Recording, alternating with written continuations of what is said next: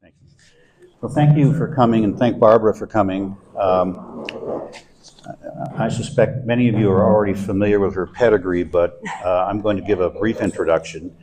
She co-directs the Presidential Oral History Program at the Miller Center, authored or edited 17 books, has conducted more than 140 interviews for the George H.W. Bush, George W. Bush, and Barack Obama Presidential Oral History Projects, has served as a U.S. Supreme Court Fellow, and has worked for both Republican and Democratic members of the Senate, and there's more, but she's very accomplished and we're fortunate to have her with us. So Barbara, let me start with a couple of quotations. E.B. White said, "Democracy is the recurrent suspicion that more than half of the people are right more than half of the time." And then Churchill, of course, said, "It has been said that democracy is the worst form of government, except for all those other forms that have been tried from time to time." So my first question is, was Churchill right? Well, first of all, Paul, thank you so much. And it must be nice to have a church named after you and to be canonized in this life. But thank you so much for inviting me. And Paul and I have had the most wonderful conversations over the last few weeks as we prepared for today. So I'll ask the same question. Can everyone hear me? Yes. Yes, great. Thank you. I was blessed with my father's outdoor voice indoors, so that's usually not a problem. But let's have a little audience participation. Who believes here that democracy is the best form of government? Okay. Second question. In what state do you think our current democracy, bless you, is in? Good, neutral, bad. So let's start with, it's in a good place. That's why we're here today. Neutral. Okay. It's in a little difficult spot right now. It's in a bad place, perhaps. Okay. All right. Churchill, I think, was right. I happen to believe that democracy is the best form of government, but I love E.B. White's quote that you do have to have some confidence in the people, demos, the people, going back to ancient Greece, that you can trust them to make the right decisions. And if it's majority rule, and not super majority rule, as in trying to break a filibuster in the Senate, but a normal democracy where you say, this is a majority rule, 50 plus 1, that those 51 people, let's say, or 51% of the people are making the right decision. And our founding fathers, and we'll talk about them today, and how appropriate that we do so here in Charlottesville, but the founding fathers had enough confidence that half of the people, at least half of the time, and I think they hoped for more than half the time, would make the right decision, that is, for the country. And they were starting this experiment. I mean, think about 1787 when they're meeting in Philadelphia to write a new constitution because the Articles of Confederation, our first constitution, is failing. It too had created a democracy, but it was failing because there wasn't enough power in the national government. And why would they have put a lot of power in the national government far away when they had just fought a bloody Revolutionary War to get out from under colonial rule of Great Britain and King George III and Parliament, where they did not have representation?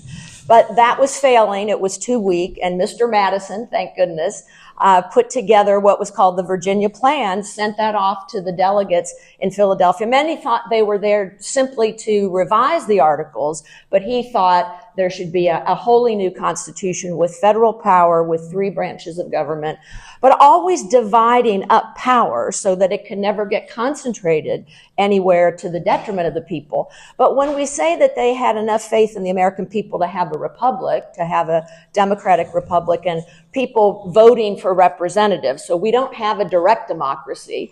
Now, if we were in New England today, this might be a New England town hall meeting. Anybody ever been to one of those?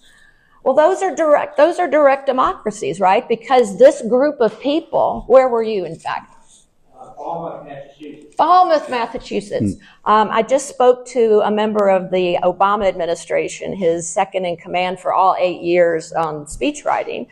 Terry Zuzplatt is his name, and he grew up in Falmouth, so I've just been thinking of Falmouth, and I love the Cape. But that was a direct democracy, right? Because you would be determining what the local tax should be or what kind of park should be developed. You would actually be making that decision. Well, the founders didn't trust us enough to do that. And when we say, oh, they trusted the people, we the people, or they trusted us, the people, it was only people like themselves, white male property owners.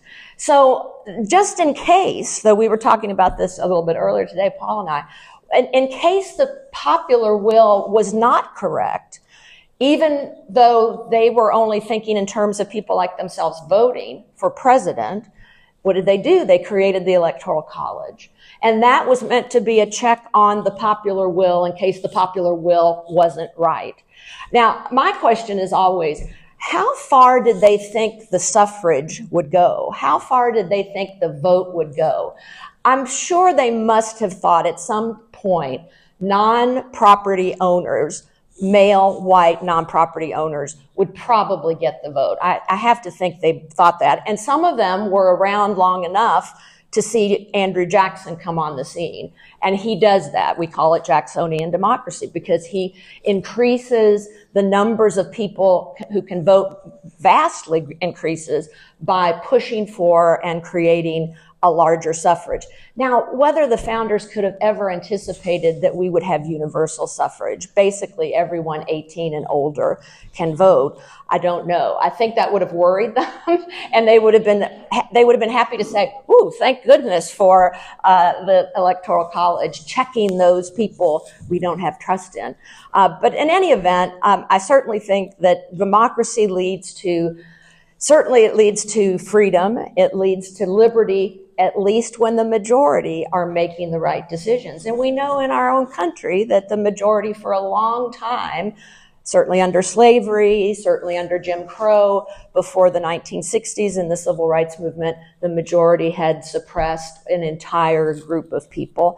Women not getting the vote until 1920. So we're not perfect. And when I had that fellowship at the Supreme Court back in the 90s, one of my jobs was to speak to people coming from abroad to learn about American government, learn about the Supreme Court. So I spoke to, in 1 year, 3,000 people from 70 different countries. And most of the time, and this was in the mid-90s, so it was right after the Cold War, Eastern Europe had just become newly democratized. The New World Order was in place.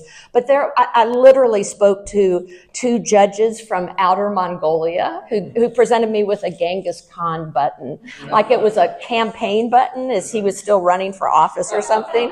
I spoke to 3 holy men from 3 different religious backgrounds from Turkmenistan. And I spoke to people who were coming from the old Soviet Union, now newly democratized after the fall of communism there. And I was so proud, to speak of our country. And every now and again, and sometimes, most of the time, people would say, especially from Latin America, how come your court is not corrupt? We have judges, but they're corrupt. And you can pay them to get what you want. And at least at that time, I could say, well, that's certainly not the system here. We have had, at that point, I think about 16 lower federal court judges who had been impeached and removed from office. And it usually had been for financial impropriety or maybe taking bribes. But the point was, again, the founders had that check on the system. So one time, though, a fellow from Kazakhstan, who I'm sure had been subjected to a lot of anti-American Soviet propaganda, said, "Don't you have a lot of innocent people who are in your jails and they have been convicted?" And I said, I'm sure we do. I mean, we know that happens every now and again. We'll see somebody who's even been convicted of murder or life in prison, or maybe they're on death row, and suddenly some DNA evidence indicates they're innocent and they get released. This is not perfect. The system is not perfect. We are humans, and like any human institution, it's imperfect. I have a couple of other questions about the founders. Yeah.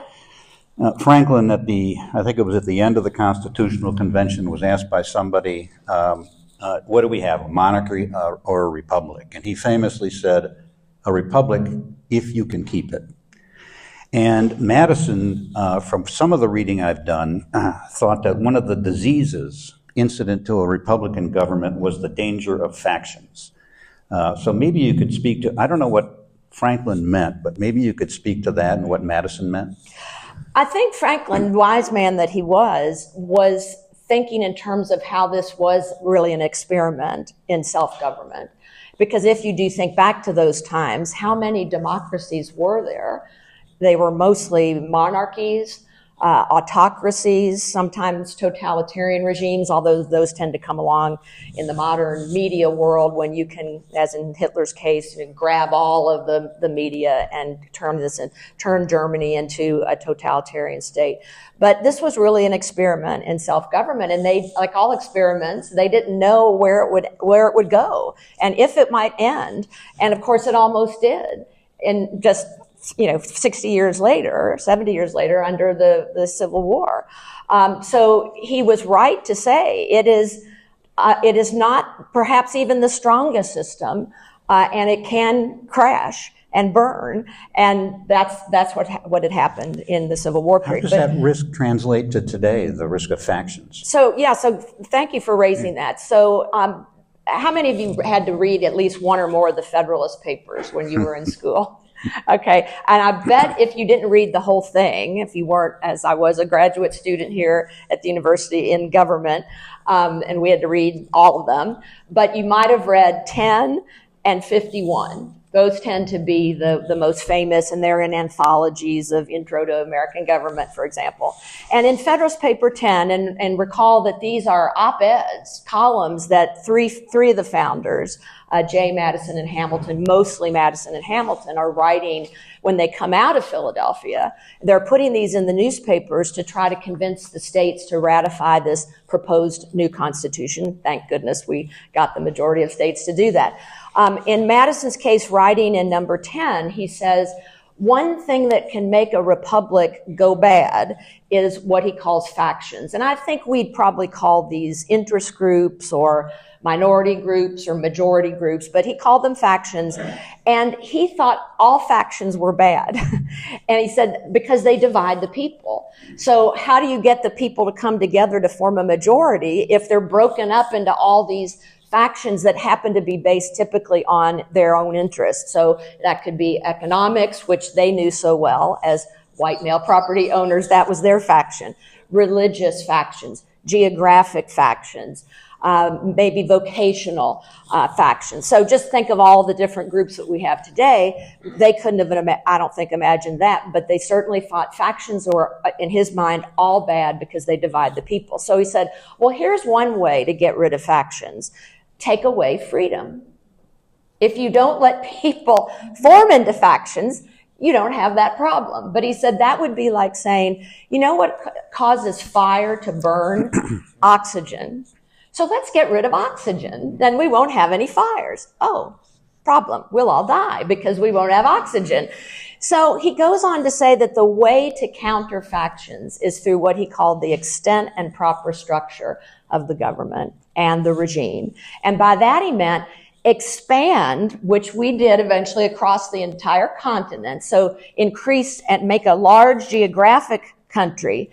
And that will increase the number of factions so that it'll be harder for one to take hold. And there will have to be then what he called complex majorities. So in order to have a majority, you'll have to get a number of factions to come together. And then his concept of proper structure was what I was saying about Philadelphia, that we want to have a powerful enough government at the national level to protect us internationally, but also to give us a strong economy, as an example, and to put down uprisings like the Whiskey Rebellion in Pennsylvania during Washington's term in office. So the way they did that, in his mind, through the Virginia Plan, was create a powerful enough national government, but divide those powers into three branches of the Congress, the president, and the court system.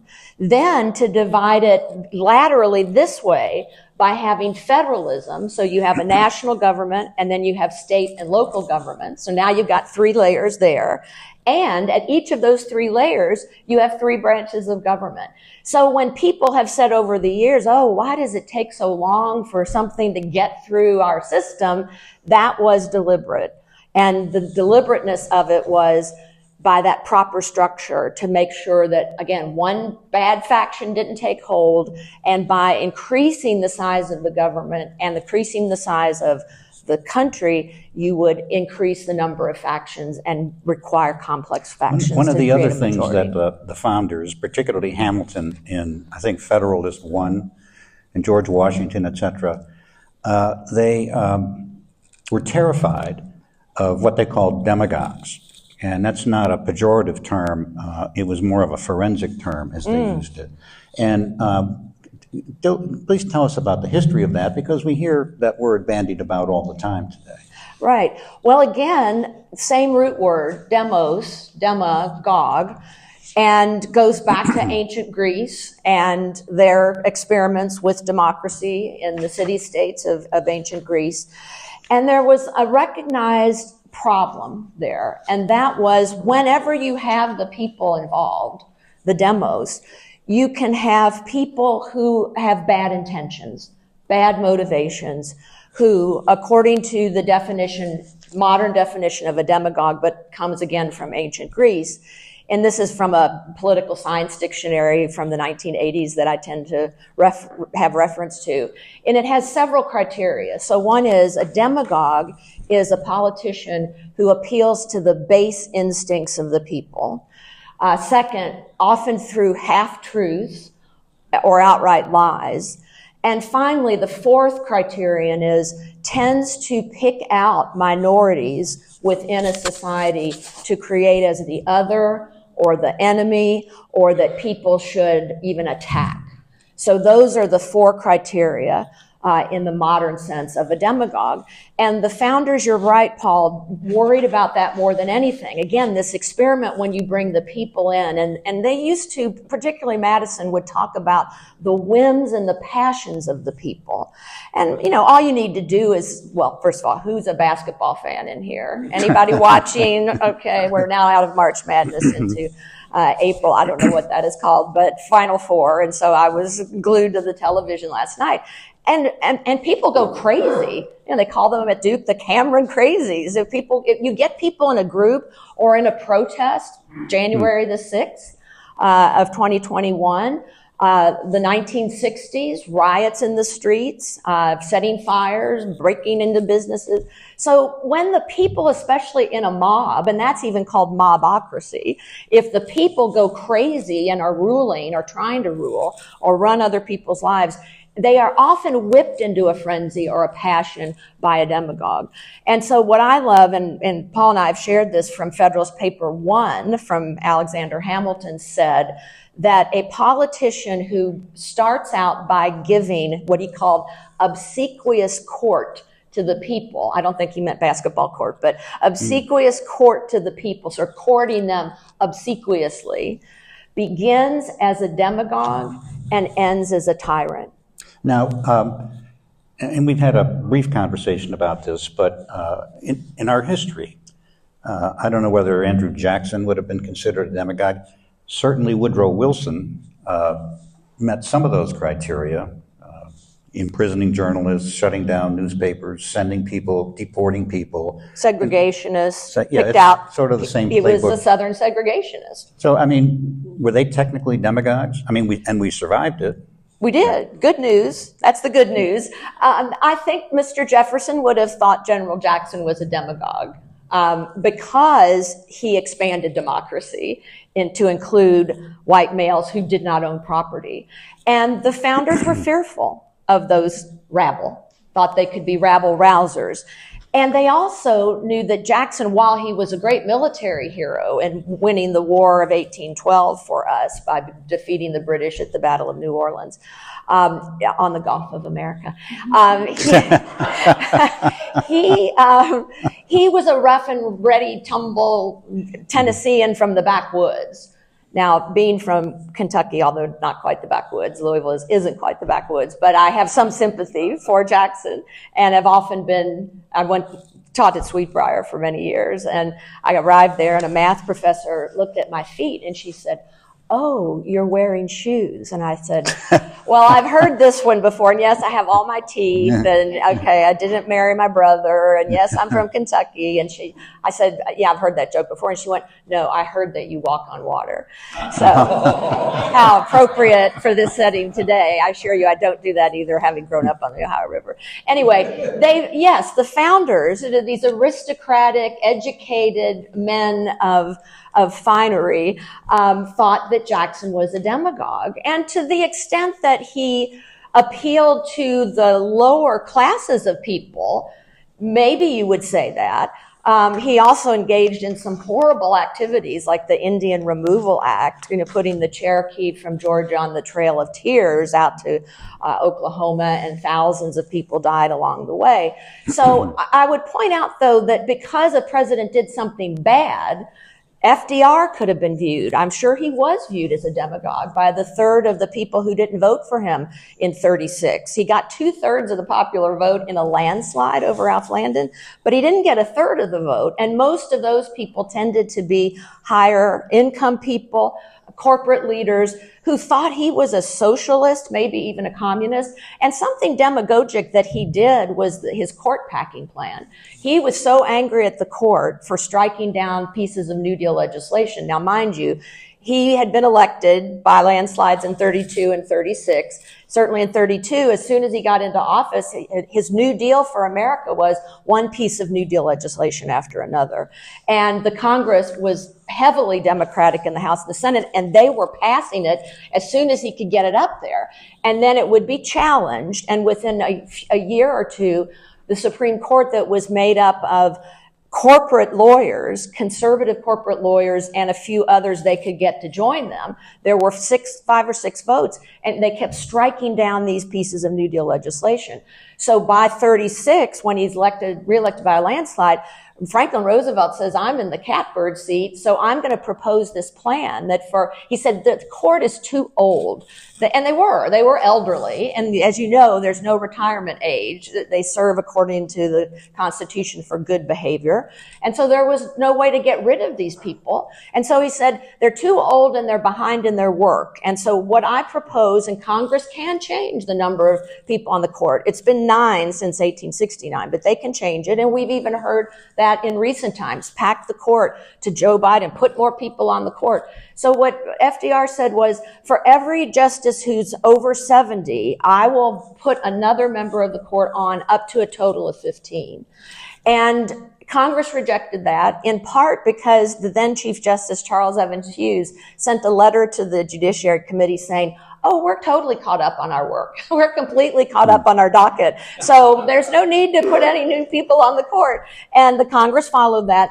And even Democratic newspapers, that is newspapers around the country who were big D Democrats, and their editorials would be written by big D Democratic editorial boards and publishers, they started accusing FDR of being a tyrant. And so you could maybe make an argument there, but I would say I'd add another element or criterion for being a demagogue. And my 5th box to check would be, does that president, since that's what we're talking about, want to end our constitutional system as we know it? And Barbara, and by the way, I don't think Jackson, I don't think FDR, I don't think Wilson wanted to do that. I guess this sort of leads into another subject, and I shift gears. You and I have talked a little bit about Samuel Huntington, who I learned was a political scientist, director of the Harvard Center for International Affairs. And he wrote a book called The Promise of Disharmony. And essentially it talks about the antagonism between the ideals of democracy and the realities of power. Can you speak to Huntington and his views? Sure. This was a book written back in the early 80s, and just about the time I came to graduate school, it was it's considered to be one of the top books in political science. And so Jim Caesar, who was one of my professors at that time, said, you definitely should read this. And I did. And you know how you'll read a book that just sticks with you for a long, long time.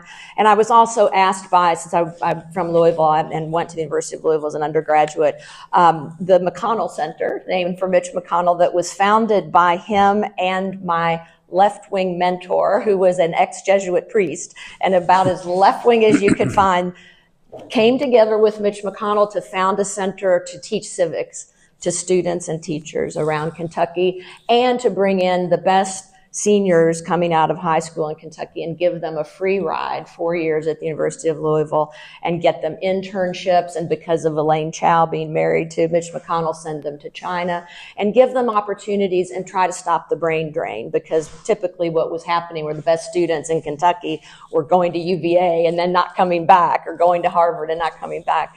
So I was asked by the head there now that I would talk about a book everybody should read. So September a year ago, I went back to Louisville and I spoke about Huntington. And I just think he has it right, that we do have ideals in our democratic republic.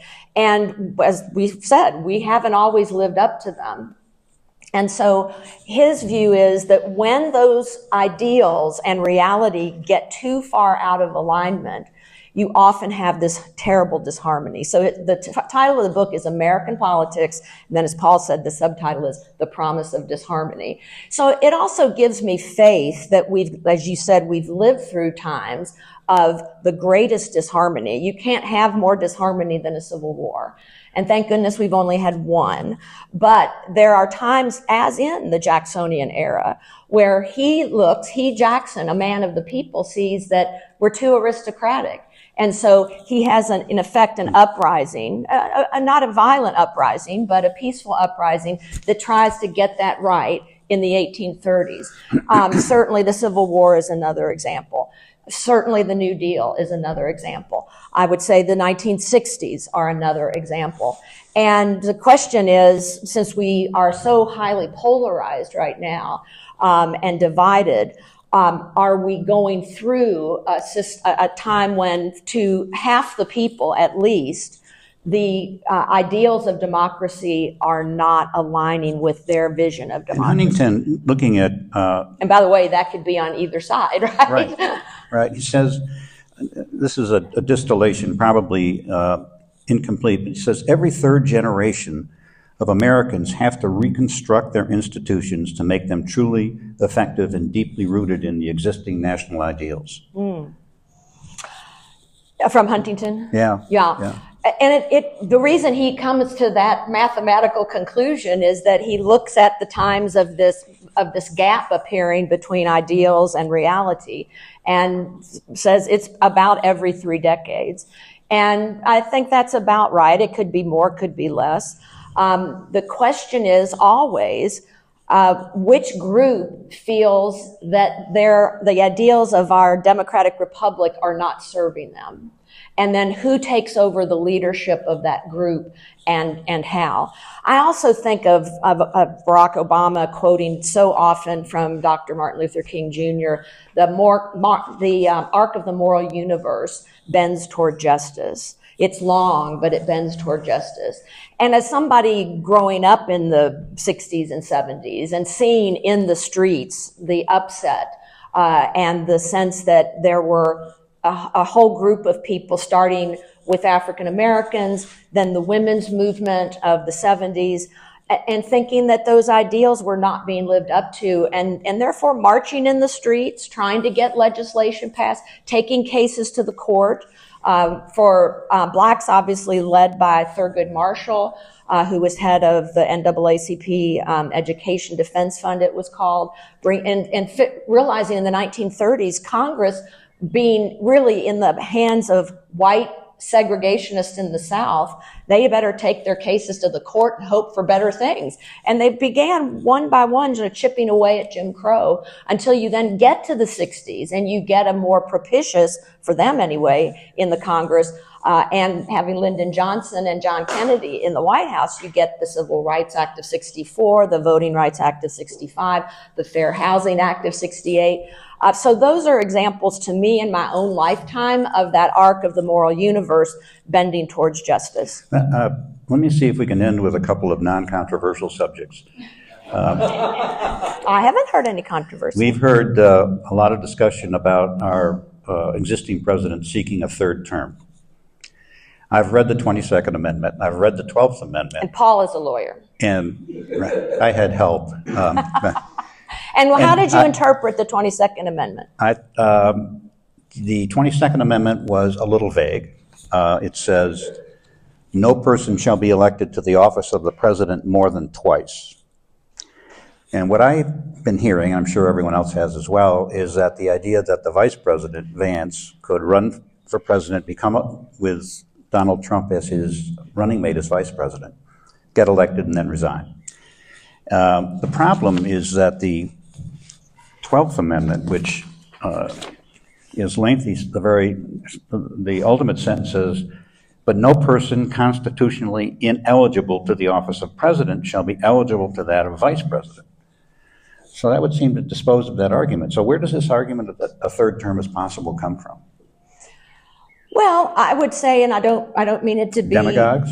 What's that? Demagogues. I would say that's a form of demagoguery, but I would also say that I know the scripture says nothing is impossible with God. I would say nothing is impossible with Donald Trump. We know from his background that, first of all, who would have ever thought Donald Trump would become president? I mean, even those who support him, I have family members and colleagues, political scientists, I love to death and have voted for him 3 times. But I think when they voted for him the first time, certainly when he announced that he was running in 2015, a lot of those people wouldn't have been supportive of him. They would have been supportive of Jeb Bush or some more traditional candidate. But we also at the time had Jim Lehrer, the great Jim Lehrer. I loved him from the McNeil-Lehrer report. And then once McNeil left the NewsHour, Jim was just great. Sadly passed away right before the pandemic began from heart disease. But Jim had just joined our board at the Miller Center, and we had him for a lunch in August of 15, just after the time of Trump's announcement, coming down the escalator at Trump Tower. And Jim said to this group of my colleagues, professors, historians, political scientists, how many of you think that Donald Trump could get the nomination? Not a hand went up. And to my surprise, Jim said, well, I could see him getting the nomination. And we said, how? How would that happen? And he said, have any of you listened to an entire speech by Donald Trump? Well, nobody raised a hand. Now, I don't know whether that was they didn't want to admit that they had listened or they said, I could never listen. And I said, well, actually, Jim, sometimes when I'm reading the paper, I'll have it on in the background just to see what's happening in the news. And he said, listen to the messages that are being sent to the American people. He said, I think that some of the messages will appeal to some of the people. And I said, now that you mention it, Jim, as I'm listening, half listening and reading the paper, there's a certain liturgical aspect, kind of call and response that he is using that could be effective. And I was just listening to the style of the speech, and Jim Lehrer was saying, listen to the substance. So my vision of impossibility is there were most of the people I knew, except for Jim Lehrer, didn't think that Donald Trump would get the nomination. And then once he did, most people didn't seem to think that he would win. So I would never say anything is impossible, particularly when he is involved. We're going to try to end after this so that we have time for questions. And I think maybe it'll be more audience participation. It's called something called the Tytler cycle. And Lord Tytler was a Scottish historian who said In part, a democracy cannot exist as a permanent form of government. It can only exist until the majority discovers it can vote itself largesse out of the public treasury. After that, the majority always votes for the candidate promising the most benefits, with the result that the democracy collapses because of loose fiscal policy. Always to be followed by monarchy or dictatorship. And then, interestingly, he says the average age of world civilizations is about 200 years. So we're beyond our use date, according to him. And during those 200 years, the nations always progressed through what he called the 8 stages of democracy, from bondage to spiritual faith, from spiritual faith to courage, from courage to liberty, from liberty to abundance, from abundance to selfishness, from selfishness to complacency, from complacency to apathy, and from apathy back to dependence and bondage. So, where do you think we are, if he's right? Are we at complacency? Well, first of all, thank you for finding that. That was new to me, and that's going to be one of my new favorite quotes. And I do remember my very first history class in high school, and it was taught by a brand newly minted history teacher who had, I think, just finished her education degree. And she ended up, sometime after I had left, she taught world history and American history. She was named the National Teacher of the Year for her creative ways in the classroom, which were very interactive. And I remember one of them was, let's have our own constitutional convention. And we were delegates to the convention. But the first thing she taught us in world history was what she called the cycle of nations. And when you related that to me and sent that to me, Paul, I thought about that maybe, as she was pointing out, cycles, mostly in power, terms of power, nations rise to power, and then eventually they can't maintain that power for a host of reasons, and then they decline. Now, it didn't have to be a democracy, but I think that we are, can you go back again to the abundance? What comes after abundance? From liberty to abundance. And then? Abundance to selfishness. I think that's where we might be. And then selfishness. Because we certainly have hit abundance. Yes, and I think we've certainly hit selfishness. And then selfishness to complacency. There is some complacency because people who are on the losing side of this cycle right now feel, I talked to a colleague of mine, young colleague, African-American, who just said, Barbara, my people are going to rest now for a while.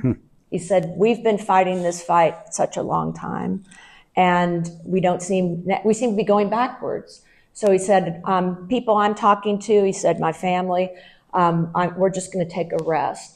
But this weekend, you saw numbers of people around the country taking to the streets. So some people are breaking out of complacency. But again, blessed our country, abundance. But for those people who don't feel the abundance or feel that there's been unfairness, or they don't have jobs, or their child is hooked on drugs, or those were a lot of the people that Trump was speaking to. And again, they don't feel that there's abundance, and they're not being complacent. They are fighting for what they think is right. But when I come to abundance, I do stop and think about my own parents who were that greatest generation, we call them. My dad was a World War II veteran. He and my mother were married 63 years and raised baby boom children on my dad's working class salary. He was a photo engraver for the Louisville Courier-Journal, never made more than $20,000 in his life. We lived in a middle class neighborhood, or lower middle class, or upper working class. And my parents were never angry that they didn't have more. We had everything we needed. And yet there also weren't as many things to have, right? So you didn't have to have a new cell phone. We had our old black phone that hung on the wall with a cord, and we had our one black and white TV with 2 channels. And, we had, again, the things that we needed, but we couldn't afford to go to expensive colleges because my dad and family lost their home in the Great Depression. So he said, don't ever get overloaded with debt. But then college didn't cost as much. But also, we weren't bombarded with the consumer culture that we're in today, where you have to have a new car every year and a new phone every year. And I watch sports events. So in March, it's to go on a Disney cruise, and in February, get a new diamond for your loved one. And now it's summer, so you need to go to the beach. We weren't, I'm sure my parents had aspirations, but it was for us to be educated. And then that American dream, you have a better life. But it wasn't about acquiring lots of things. Well, I know that we're going to have to break soon, but we'll open up the floor to questions if anybody has any. Questions and or comments? Yeah, Rick? Yeah, I'm curious about Project 2025 and kind of the clash in Washington between the checks and balance system that we've been used to that, though not perfect, still allows for checks and balances. Where Project 2025 is arguing for unitary executive, and they are not complacent about moving that needle as far as they can. And have moved it really significantly. It seems to be part of there is a playbook at work here. Oh, sure. I guess I'd like to hear from you right. What you think about that, and has there ever been a unitary executive in the past who survived long? Well, thank you, Father, for that really great question. So one thing that makes Project 2025 so, I would say definitely unique, is that we've only had one other president with 2 non-consecutive terms, Grover Cleveland in the 1880s and 90s. And that was before the modern presidency. So you didn't have a presidential power structure as you have particularly from the New Deal onward, with the bureaucratic structure around the presidency as part of the executive branch. And this unitary theory, I think, is fairly new, although Mr. Jefferson thought that each branch should be allowed to determine its own constitutionality of its own actions. And I don't agree with that. I think separation of powers, that is, each branch is separate and there should be checks and balances as written in the Constitution. What makes the Project 2025 roadmap unique is that because we haven't had a modern president with 2 non-consecutive terms, the Trump era means that there were 4 years devoted to the transition to another power of being the president in a second non-consecutive term.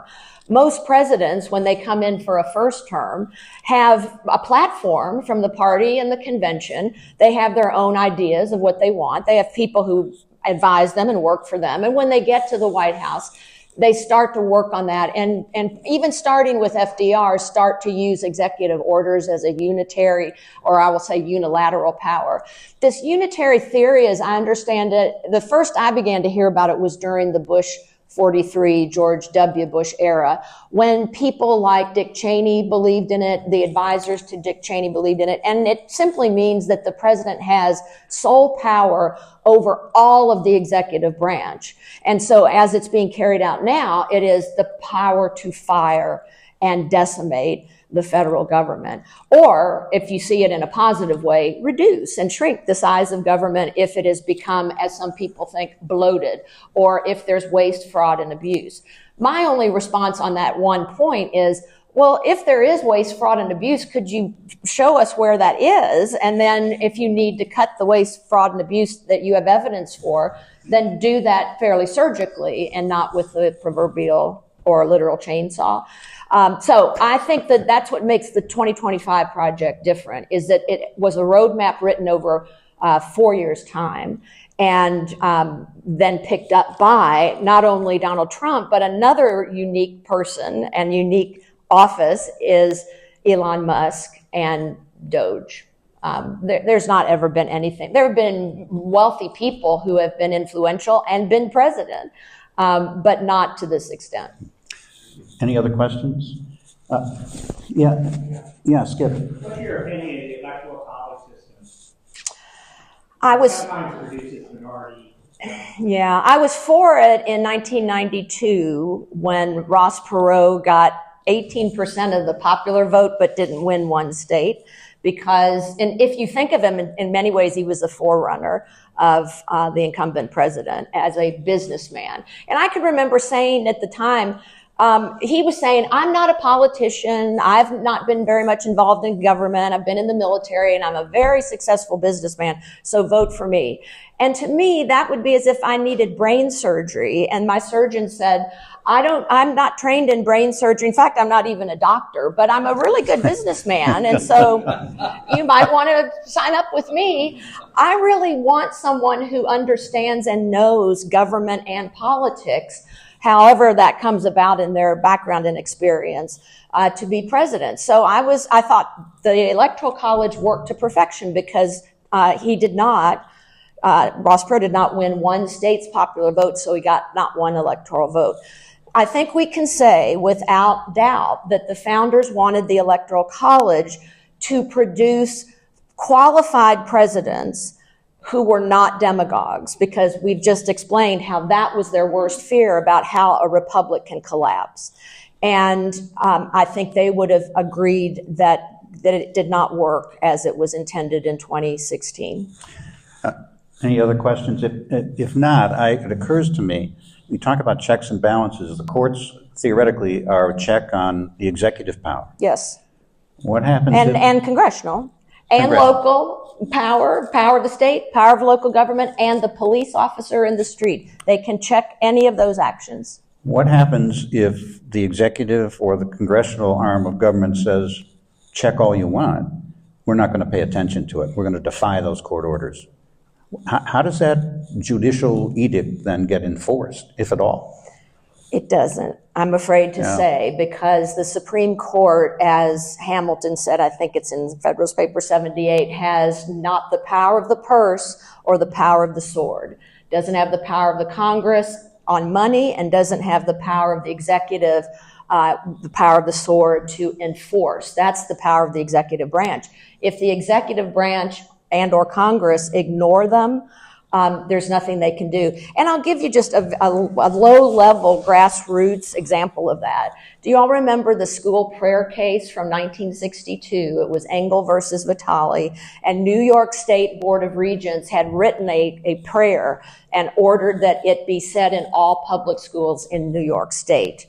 And it went all the way to the Supreme Court, and with Justice Hugo Black writing for the majority, said that our separation of church and state, the famous wall of separation that's not written as such in the Constitution, but in 1803, Mr. Jefferson writes to the Danbury Baptist Association in Connecticut, who said, Mr. Jefferson, could you declare a national day of prayer? Because our 1800 presidential election was so vitriolic and horrible between you and Mr. Adams, we need to do something to pull the country together. And President Jefferson wrote back and said, I'm sorry, that I cannot do because there's a wall of separation between church and state. And so what Hugo Black said for the court was that the state cannot write a prayer and force students in the public schools to say it. And when I was teaching at Sweetbriar, this was back in the 90s and in the early 2000s, I'd say to students, how many went to public school? Some would raise their hand. Did you have prayer in your public school? Yes. We did. Organized prayer in your school? Oh, yes. You could not, what could the court do to enforce that? Justice Black, who was from Alabama, and by the way, a lot of these students had come from Southern schools, the Bible Belt. There was nothing that could happen to cause the court to be able to say, you must do this. So I do fear for our system if we get into a situation where with routine and abandon and impunity, either of the other branches, Congress or the presidency, do not follow the court's rulings. I think that's the potential fatal flaw here. I think it's... time to go pray? I think it's time to go pray, right? Because we are all doing this out of our own free will. And Barbara, thank you for being here. It's been an enlightening conversation, and I've enjoyed talking to you and getting to know you. Thank you, Paul.